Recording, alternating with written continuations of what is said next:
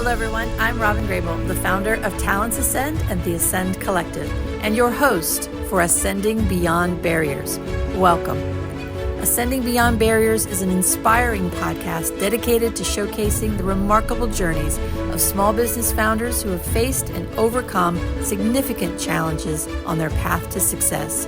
Each episode delves into the personal stories of entrepreneurs from diverse backgrounds, highlighting their unique experiences, struggles, and triumphs.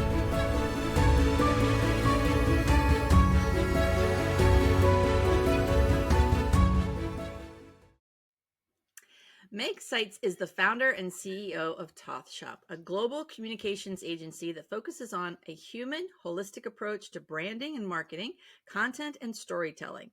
Since 2014, Toth Shop has served thousands of organizations that earn $5 million to $50 million in revenue, rising C-suite leaders and emerging brands as their expert content quarterback. Love that. They're on to something special. Over the last 5 years, Toth Shop has grown 247%. In 2024, Toth Shop graduated from the Goldman Sachs 10,000 Small Business Program.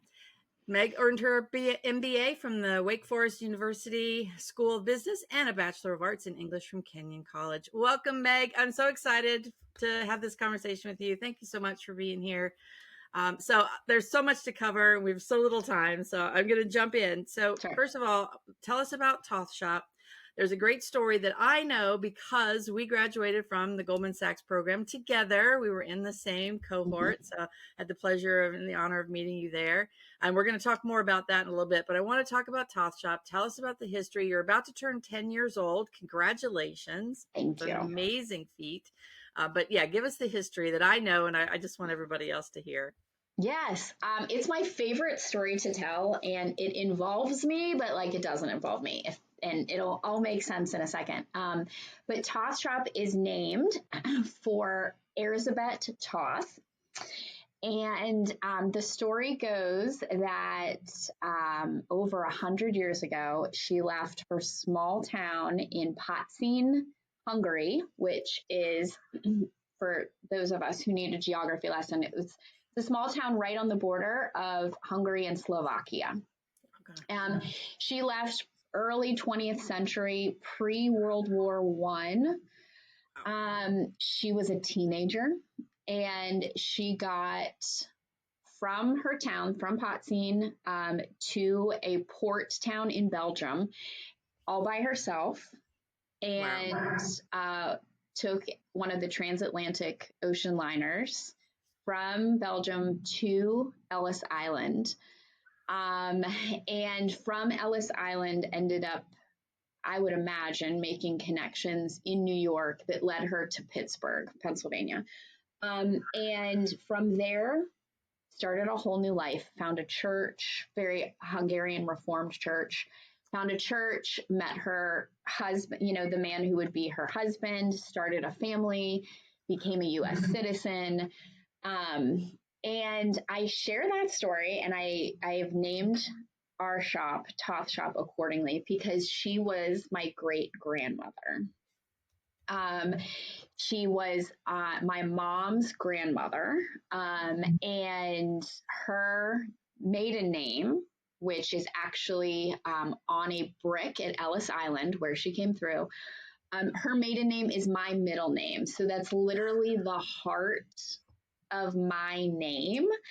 I named Toth Shop accordingly because I love that story. I think about that story a lot. And I can't even imagine making that journey. I would imagine it would be like your alarm, whatever your alarm was over 100 years ago, your alarm goes off. You're, a teenager. You've made this decision. You probably don't have much money. Right. You really don't have much of a plan. She did not, I can imagine, did not have any money, did not have anyone waiting for her on the other side. And what's amazing is millions of people, millions of families made this decision around that same season. And I can't imagine what that was like and what curiosity and grit, what that took to make that decision. And I really feel like that's the spirit of our shop. We're all about helping businesses and people and organizations reinvent their story. And it started with what I think is one of the most important story reinventions, which is what she did, and obviously changed the course of our family's life and then consequently my life, even though she had no idea that Right. I would be coming down the line. So it's a special story. And like I said, I feel like unofficially we like working with clients who I think would get on that boat as well. Like there are certain clients that we work with or potential clients where I'm like, they'd get on the boat at 2 a.m. And then there are some people that I'm like, I don't know that you would. And I'm not sure you're our people if you wouldn't. So we really use that as a little bit of a brand filter for our clients, our partnerships, our team members, who is willing to reinvent their story. Yeah, makes sense. And I know I'm just going to make this a side note because when you presented at the Goldman Sachs program, we were in New York. Mm-hmm. Looking out the window, we could see Ellis Island, and it Mm-hmm. had been exactly 112 years from that Yes. day. Oh my gosh, Mm. I got chills again when you said it. Then I was like, tears, but chills. What a great story! And talk Yeah. about ascending beyond barriers.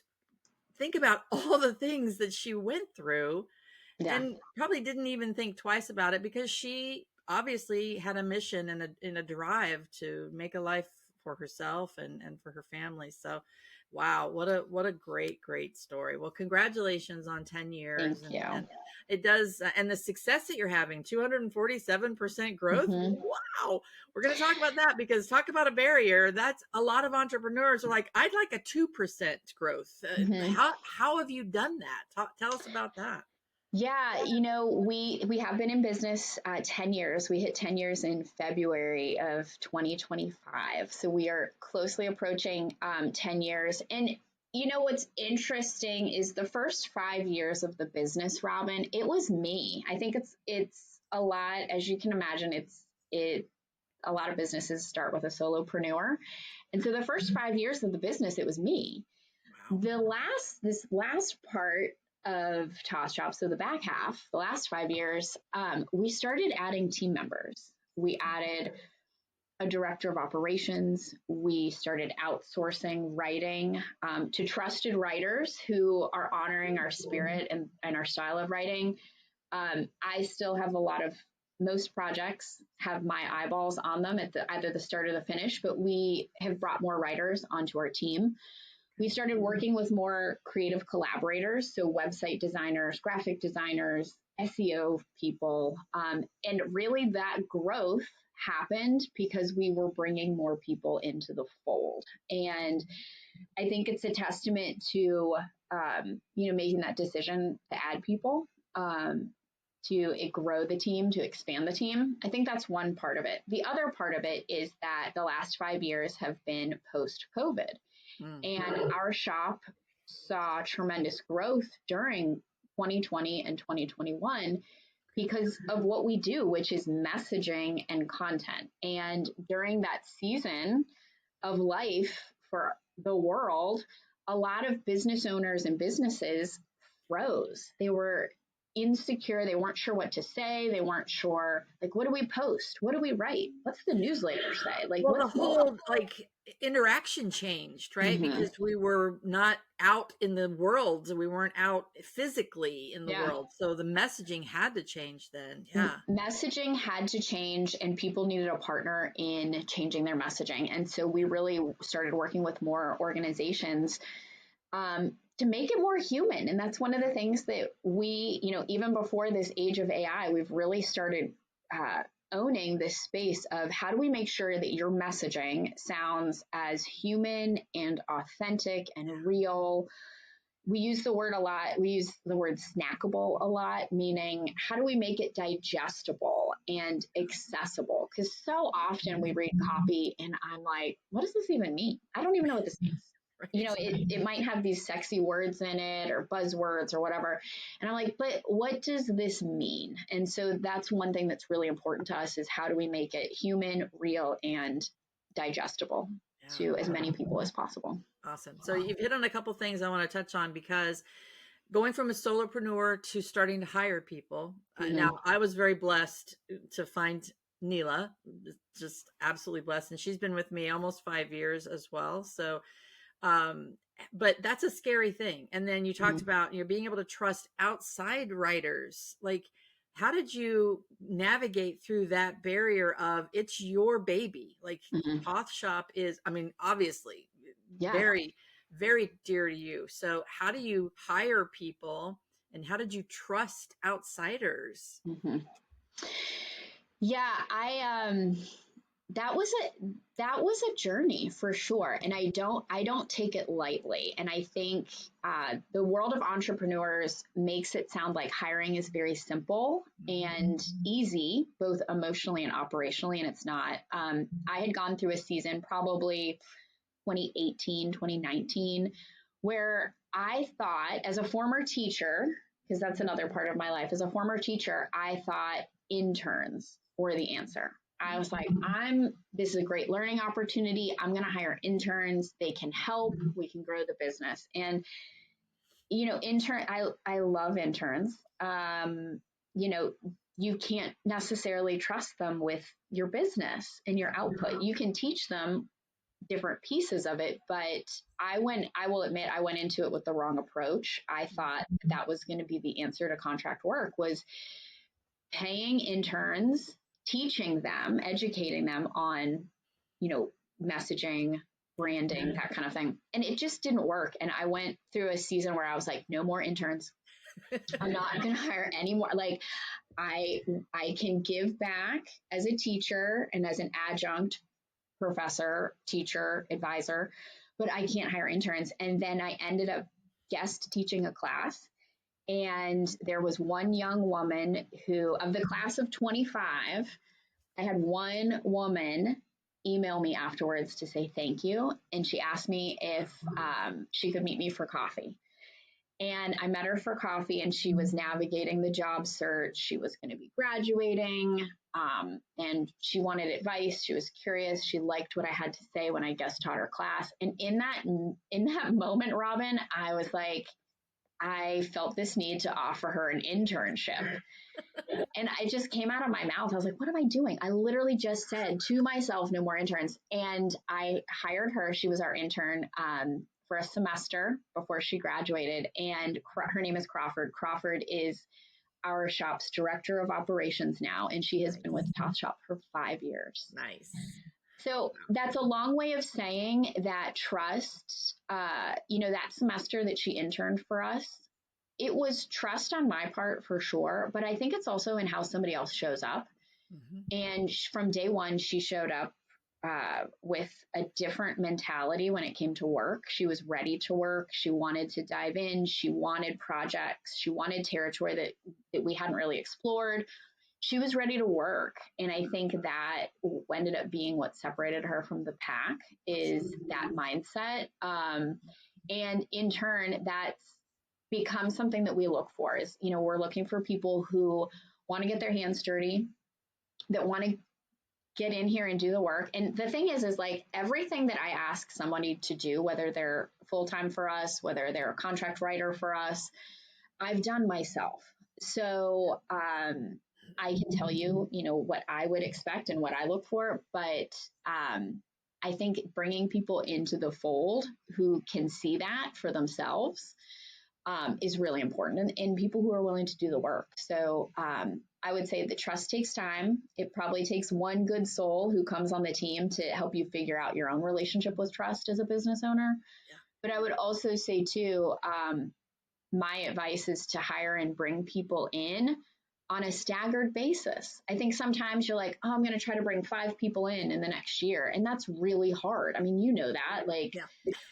Bringing too many people in doesn't honor the relationship with each individual. So I think trying to pace yourself and make sure that you bring people in on the right amount of, on the right timetable. The economic level obviously has to work, but I think on the right timetable for yourself as a business owner makes a lot of sense. Yeah. Well, we always talk about obviously skills because that's what Talents Ascend is all about. But it's, if you can hire for skills and you can hire one person that has a multitude of skills for your business, you can leverage those skills in many ways. So it's almost like you're hiring a number of people, right? Instead of just saying, I'm going to hire you for this lane, stay in this lane. And I still got all this other stuff I got to do. And that falls on the owner. Hire somebody that can be somebody that can traverse the entire business for you in multiple ways, and then start to build out, okay, now that person's got way too much on their plate. Let's bring in the next person. So skills are so important when it comes to looking at your business. But I also, hiring is not easy. And when it's not your core competency, when it's not a core strength, it's not something you're going to do well, which is what we tell, small businesses all the time. Let other services help you. It's just like doing your marketing and branding. It's not my strength. Right. Right.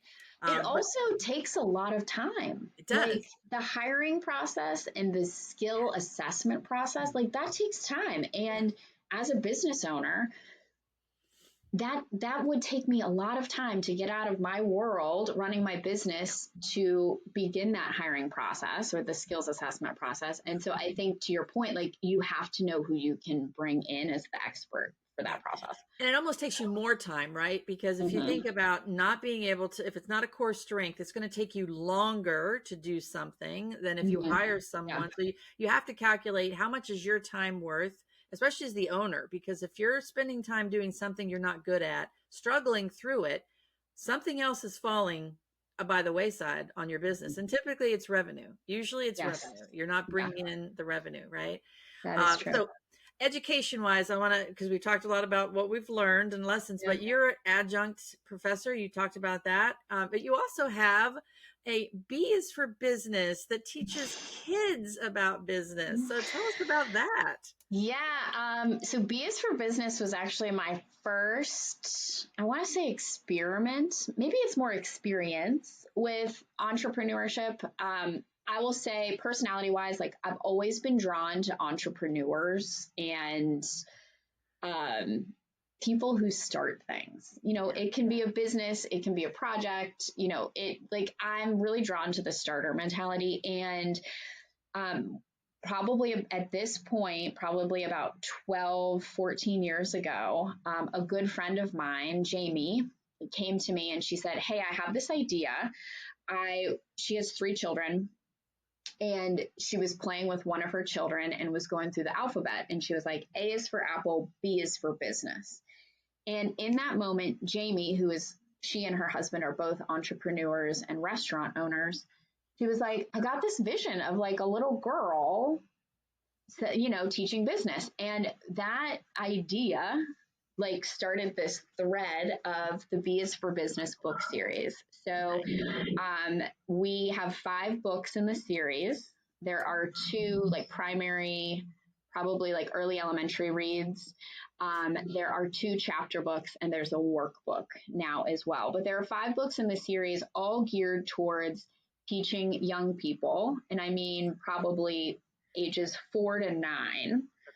For the leveled reader books, and probably like late elementary, early middle for the chapter books, but teaching young people business skills and specifically entrepreneurial thinking. And I think obviously it's for girls and boys, but we have a special lean towards young girls because there is research to support the fact that the lemonade stands and the babysitting gigs and all of that stops around middle school. Girls stop playing business in middle school, and that's when boys really get into it. And I don't know why that is.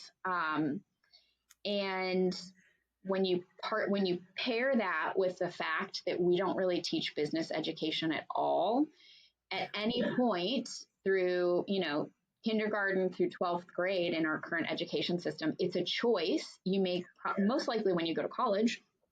Like business thinking is such an asset to anybody at a young age. So our whole argument is, why are we not teaching business and entrepreneurial thinking at a younger age? So we built a book series to help parents, teachers, whomever, have those conversations. That's amazing. I'm going to check it out because I have two granddaughters who one of them loves to write. Will sit down and we'll fold paper together and she will write a story, illustrate it. She's got all these dreams, and the other one is just so energetic and just I'm gonna get bees for business for them. That is Yes, amazing. it's made Yay! like that's exactly who it's made for. Are Yeah. young women who have a lot of energy and passion. Yep. And what would happen if we taught them business skills in, third, fourth, fifth grade? What would be possible 20 years down the road? And I think to your comment earlier that what happens when they get to that middle school age, the shift in society starts to Mhm. pound on them that women aren't in business, women aren't leaders. It's just so wrong. We could spend some time talking about Mhm. that, but I want to we only have 5 minutes. I want to finish up what we're talking Yeah. about. So I want to talk about education for entrepreneurs. So you went through Mhm. the 10,000 small business program Mhm. with like 8, 9 years in business. I Mhm. went through it with about 5, 6 years in business. Talk about, and you teach entrepreneurship. Talk about why continuing education for entrepreneurs is important. Yeah. Well, to back it up, I probably about midway through my career, about 10 or 12 years ago, I went back to grad school and I pursued business. I went for my MBA, graduated from Wake Forest. I I went to business school before I started my business. So my filter for the information and the education at that point was more so, how does this apply to a business that I work for?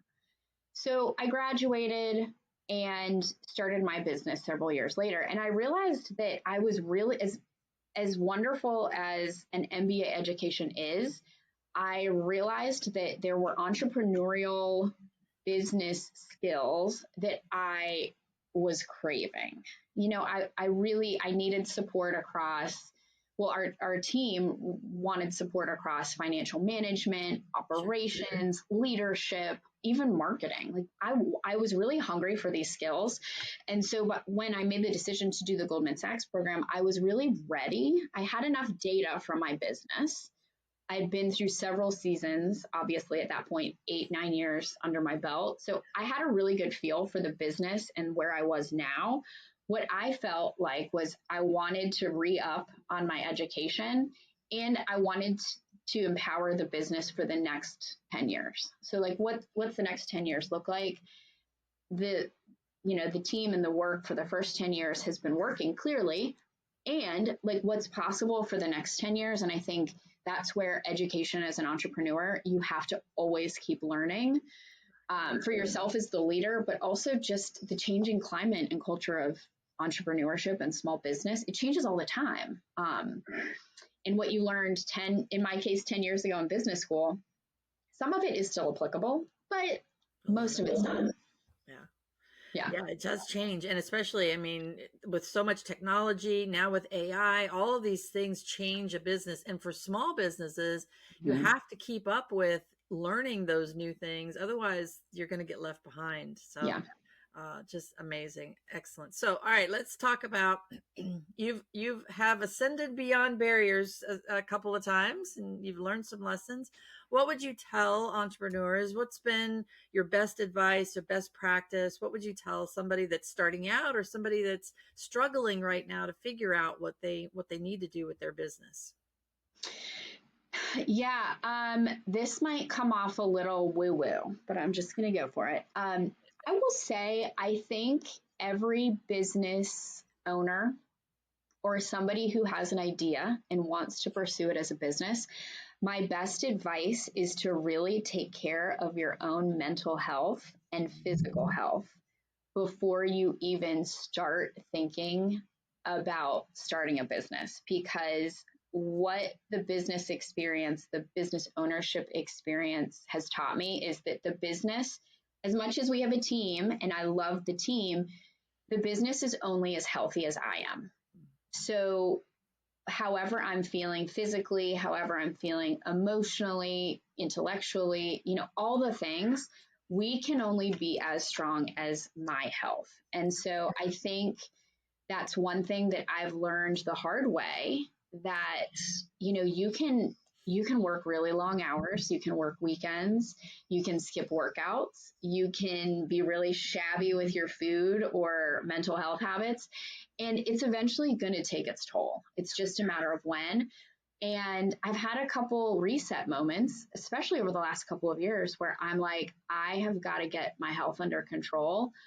And everything got better once I did that. So I think that's one thing we don't talk about in business ownership is what's your health like before you go into business ownership, because that will become the foundation of the work you do. You don't think it is, and then it's sneaky and it catches up with you. So I would really challenge anyone who's thinking of starting something or might be in the midst of it to either take a pause and really think about it as, what is my personal life? What's my mental health, my self-care? What's that life like? What's my physical health like? Have I been to the doctor recently? Just thinking about those pieces, because it does impact how you run your business and the success of your business. It absolutely does. And I know we need to wrap up, but I almost want a mic drop right there because you're absolutely right. I've had pretty much that reset this year. And Yeah. I told Neela recently, I feel like I've just awoken from a coma. Like I'm Yeah. like myself again, but I've focused on some of those things. Right. And you have Yeah. to, because Yeah. but building a business, it's your baby. But when you think Mhm. about an actual human baby, if the mom doesn't take care of themselves to Yes. nurture that baby, Yeah. so yeah, absolutely. So wow, that was definitely, and we don't talk about it enough. No. We don't talk about mental health enough to Mhm. begin with for everybody, which is Mhm. something that needs to be, it should not be a stigma attached to needing to focus on your mental health. So unfortunately, we are out of time, but thank you so much, You're Meg. This welcome. has Thank been you. great, just great insights, and congratulations on all your success. And we look forward to watching you continue to grow. Thank you, Robyn. And thanks for having me. I really appreciate this. So thank you. I'm happy to know you.